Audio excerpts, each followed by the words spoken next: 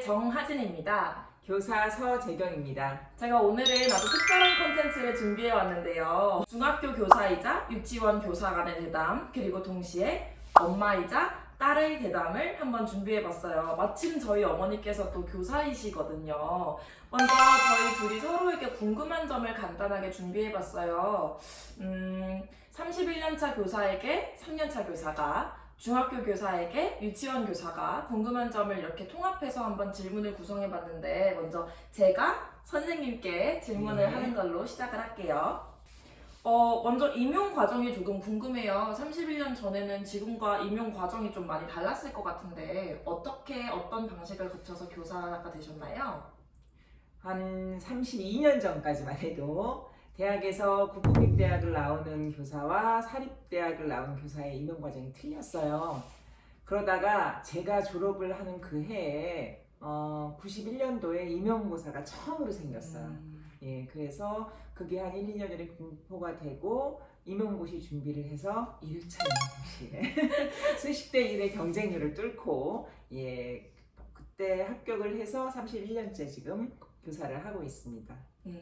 다음으로 궁금한 점인데, 유치원에서의 담임 교사는 아이들과 모든 일과를 함께 하잖아요. 과목이라는 개념도 따로 없고, 그런데 전공하는 이제 담임 교과가 있으면서 동시에 한 학급 어린이들이 아니라 학생들의 담임을 한다는 게 좀 유치원 교사와 많이 다를 것 같아요. 좀 어려운 점이라거나 아니면 특이한 점이 있을까요?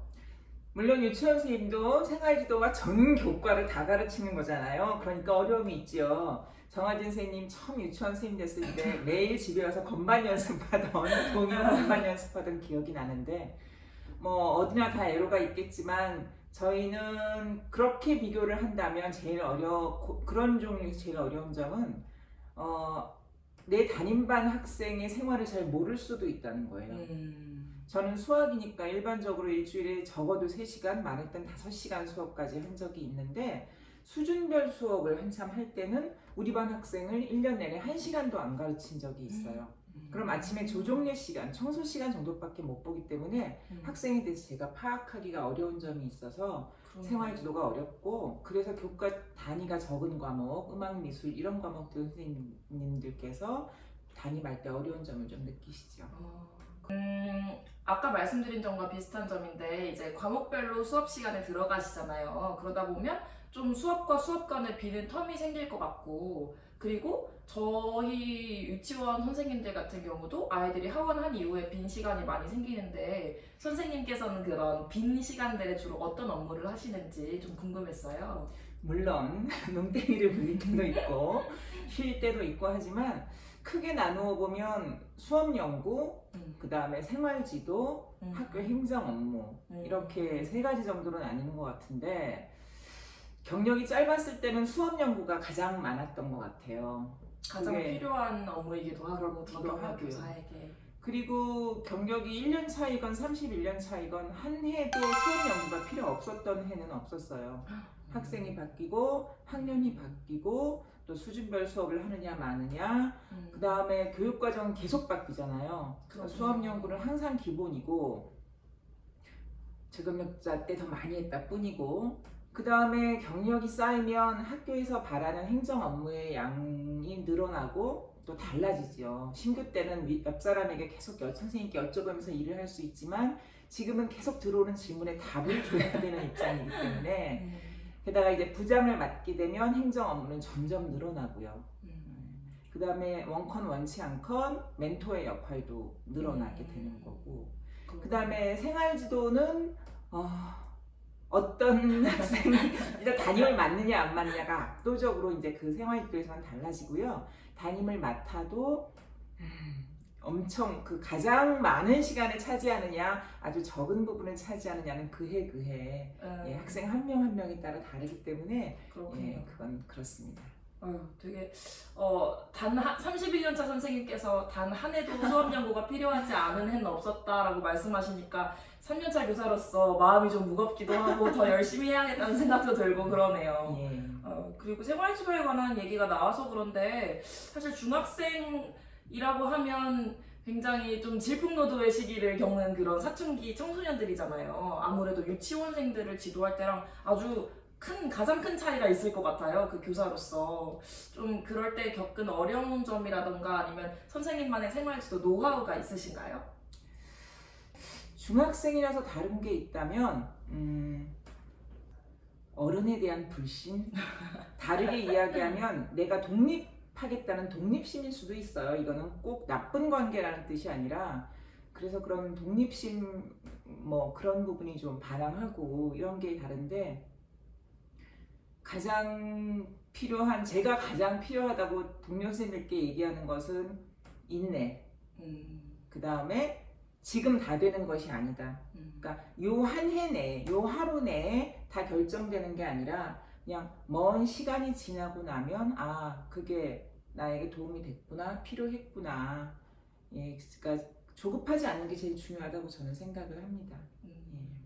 그러네요. 그런데 사실 유치원생과 또 듣다 보니 그 생활지도의 공통점과 차이점이 있는 게 좀 즉각적인 반응과 변화보다는 오랜 시간 지켜보고 인내하면서 이 어린이의, 이 학생의 훗날을 좀 기대해주는 게 좀 공통점인 것 같다면, 아까는 유치원생과 중학생의 공통점일 것 같다고 하셨는데, 유치원생은 그렇게 균형보다는 아주 많은 사랑과 애정을 좀 투자해줘야 되는 느낌이 있어요. 그리고 모든 일에 또 유아마다 다르지만 독립심이 있는 유아가 또 있지만 아주 많은 부분 일과에 있어서 교사가 자기가 해내는 걸 또 지켜봐 줬으면 하는, 그리고 자기가 해냈으면 혼자 해낸 걸 또 교사에게 자랑하고 싶은 또 그런 모습이 있는 것 같아서 굉장히 흥미로운 지점인 것 같아요. 하지만 좀 독립적으로 그 어린이가 학생이 해내는 것을 지켜보는 동시에 도움이 필요한 부분에는 또 적절한 지원을 해줘야 된다는 점이 중학교 교사와 유치원 교사의 공통점인 것 같네요.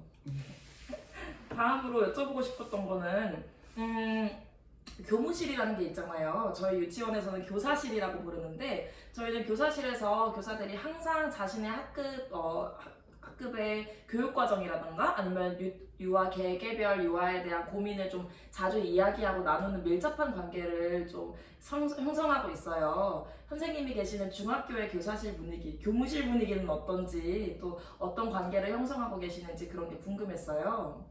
가장 큰 차이가 있다면 규모가 다르겠죠. 우리는 큰 학교 같은 경우는 교사가 100명까지 되는 학교도 있거든요. 저는 100명까지는 있어보지 않고 한 60, 70명 되는 학교까지는 있어봤는데 교사가 한 60명 되고 서로 한 교무실에 있는 게 아니라 여러 개의 교무실로 나뉘어 있기 때문에 1년 내내 인사 외에는 한마디도 나눠보지 않은 교사도 생겨요. 동료 교사도.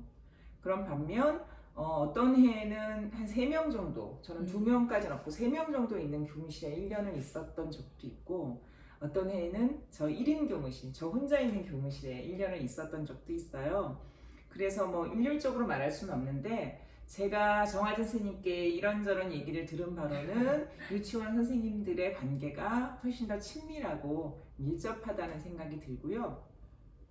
저희도 학년 교무실이라 그래서 제가 교사를 하던 초기에는 그러지 않았는데 요즘에는 그 학년 선생님들이 같은 교무실에 모여 있는 경우가 있습니다.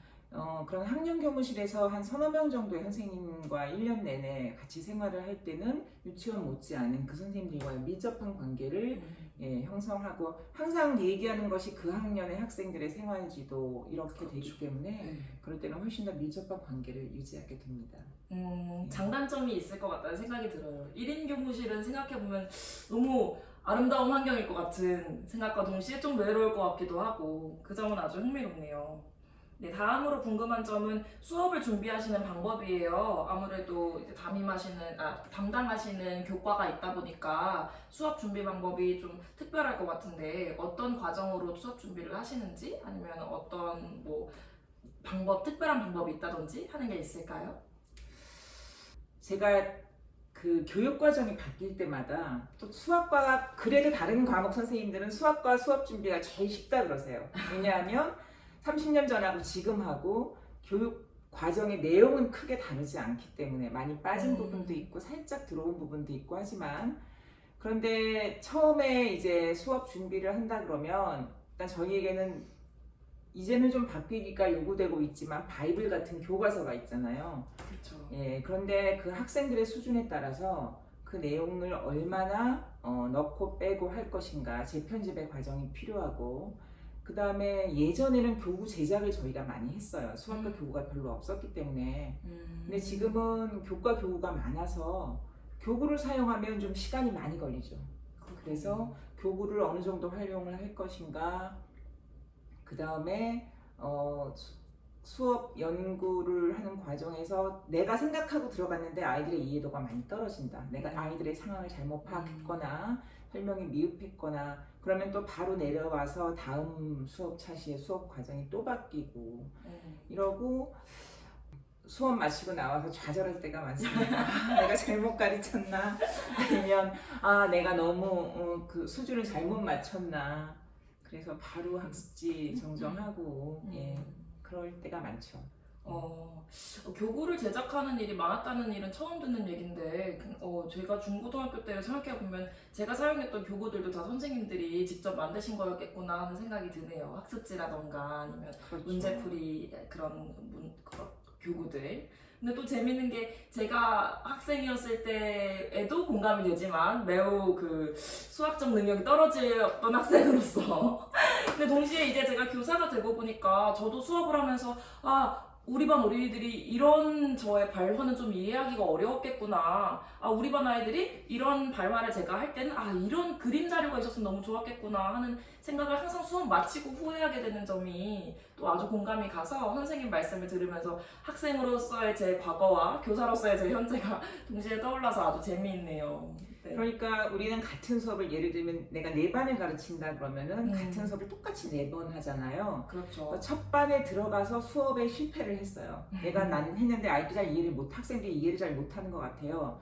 그러면 예전에는 두 번째 차시에 그 학습지를 바로 바꾸는 게 불가능했어요. 왜냐하면 인쇄실에 맡겨서 뭐 2, 3일 전에 맡겨서 그렇군요. 기사님이 인쇄를 그랬는데 요즘은 복사기가 있잖아요. 바로바로 그래서 수정할 그럴 때는 사실 종이가 좀 아깝지만 바로바로 수정을 하기도 하고 여기는 시간이 좀 걸려도 교구를 사용해서 좀 2시간으로 늘려서 아이들과 활동을 해서 이해를 시켜야겠다라고 생각을 해서 그날 막 남아가지고 또 교구 만들고 그다음에 뭐 그런 학습지 바꾸고 그런 작업들이 또 이루어지지요. 그게 수업 연구에 해당하는 내용이고요. 동일한 수업을 여러 번 해보면서 발전할 수 있다는 점은 참 좋은 것 같아요. 예. 저는 한 번의 수업을 그렇게 좀 후회가 남는 수업을 하면 그 다음 해에 다시 기회가 그렇죠. 생기거든요. 다음에 다른 연령대를 하면 또 기회가 안 생기잖아요. 맞아요. 그럼 몇 년 후에 기회가 생길지 예. 모르게 되죠. 너무 좋은 점인데요.